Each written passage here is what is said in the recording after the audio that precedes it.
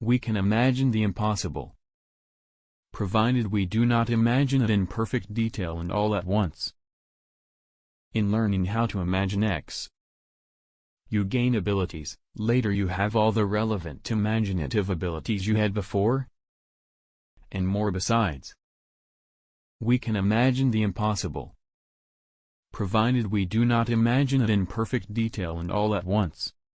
I believe, and so do you, that things could have been different in countless ways. But what does this mean?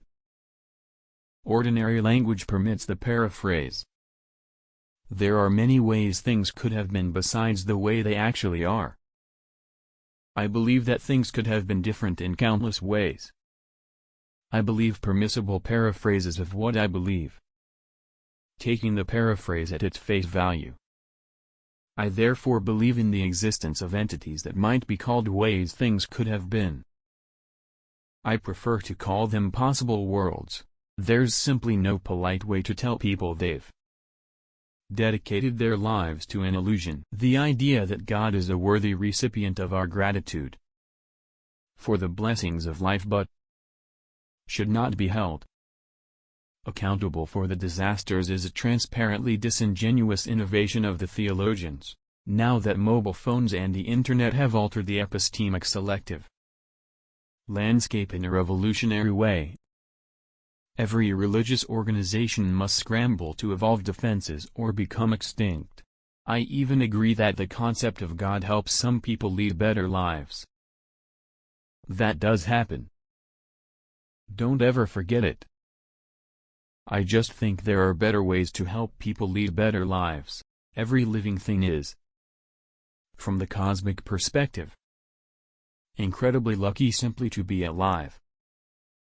Most, 90% and more, of all the organisms that have ever lived have died without viable offspring. But not a single one of your ancestors, going back to the dawn of life on Earth, suffered that normal misfortune. You spring from an unbroken line of winners. Human consciousness is just about the last surviving mystery. A topic that often leaves even the most sophisticated thinkers tongue-tied and confused.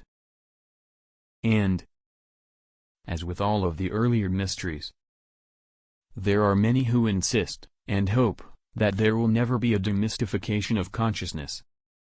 Postmodernism, the school of thought that proclaimed there are no truths, only interpretations, has largely played itself out in absurdity.